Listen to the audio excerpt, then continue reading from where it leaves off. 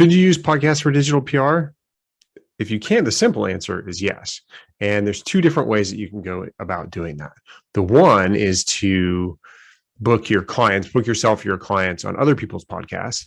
And the other option for using podcasts for digital PR is to create your own podcast. Diving into the first one, which is probably the easier of the two, booking clients or yourself on other podcasts.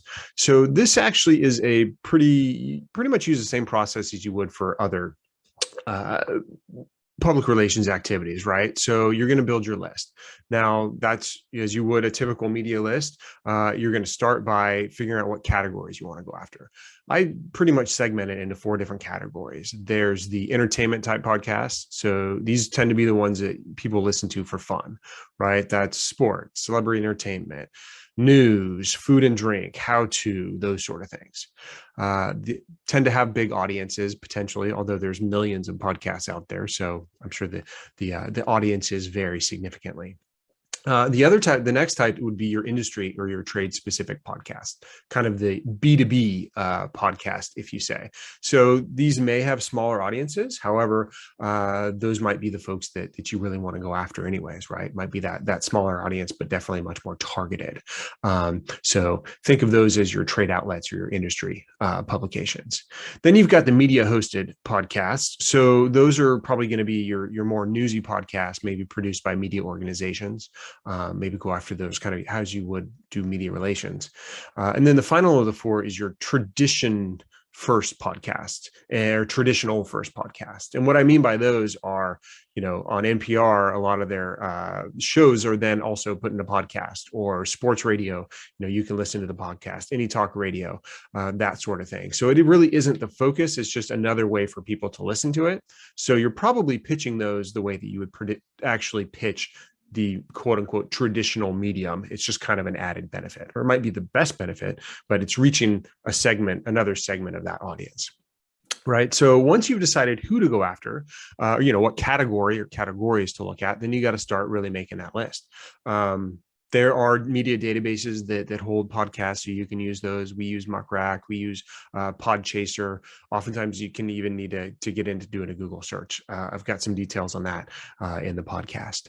But once you're kind of segmenting that list or getting into that list to decide if you're going to pitch them, one of the key things you need to look at is, does the podcast have an interview format? Right. So if it's just a host talking, there may not be an opportunity to pitch a person. Now, there could be a product placement opportunity that could help have PR and digital PR benefits, but that's number one. Number 2 is, do they have a episode write-up? So a lot of podcasts simply publish through their publisher, and they're hosted, but they're not really hosted or housed somewhere with a write-up. So if there's no opportunity for that, then your digital PR potential goes down pretty quick, right? If they're not doing a summary or show notes or anything like that, where they're mentioning the guest company, providing a link back to the guest website, that sort of thing. So look for that. Then, of course, you can get further into details on what to look for in that again, I have in the post. A really quick, easy one is, are they still publishing?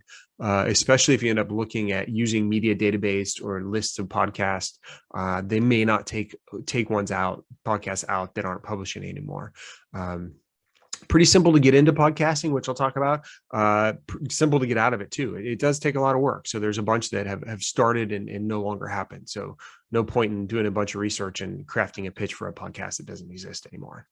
And then kind of the final thing to look at maybe is how big is the audience?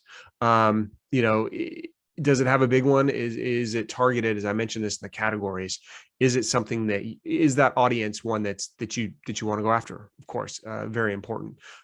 Even in a digital PR space, even if you can get a link, but it's to an irrelevant audience, or you're driving traffic that isn't going to convert to do what you want it to do, the time, energy, and effort might not be worth it. And then you might want to look at the podcast social following. Again, that's going to, align with what your goals look like. Do you need a big following?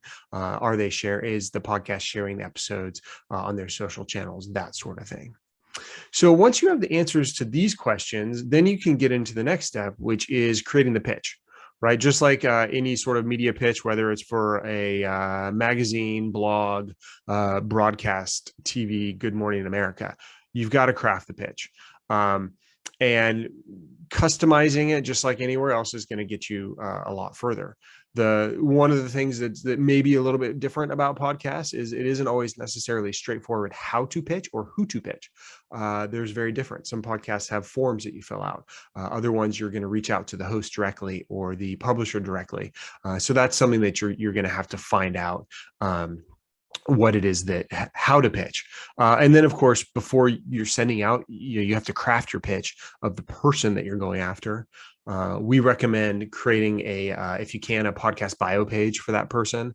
Then you can put together a succinct pitch that, is very targeted towards the audience. And then you can link to that bio page that has all the information, the other places, the other podcasts they've been on, the questions that they can be asked, the things they can talk about, where they've had speaking engagements before, that sort of stuff is pretty important. So then on the other side of that, the other option is to create your own podcast. That can be huge for digital PR. First of all, it's content, right? Just like looking at, if you're going to pitch a podcast, you want to see if they have a place to house the episodes and have episode write-ups or blog posts for them. I think it's very important on your own to do that too. That's a big consideration. And then the next kind of highest level consideration is, what type of podcast are you going to have? Meaning, are you going to have guests on it, or is it going to be just hosts and co-hosts? Of course, there's a whole lot more that goes into a podcast than just deciding, what that digital PR opportunity is. But if you're thinking of the digital PR opportunity, typically having guests is going to help you with that, or at least maybe having a hybrid show where maybe you're talking just to your audience or having co-hosts sometimes, but also having guests. In fact, that's something that we do on PR Talk. Occasionally, Amy will just talk to her audience about something that's relevant to them, or we'll come on and do just a co-hosted episode. But most of the time there's a guest there, which furthers your audience and increases your opportunity to have success with digital PR. That's all for now. Please check out the blog post at veracityagency.com on our blog. And if you're interested in having me as a guest on your podcast, I'd be happy to do that. I can talk about this SEO and digital PR stuff. I can talk about podcasting, marketing in a digital world, maximizing PR for search, and also working with your spouse. Thanks.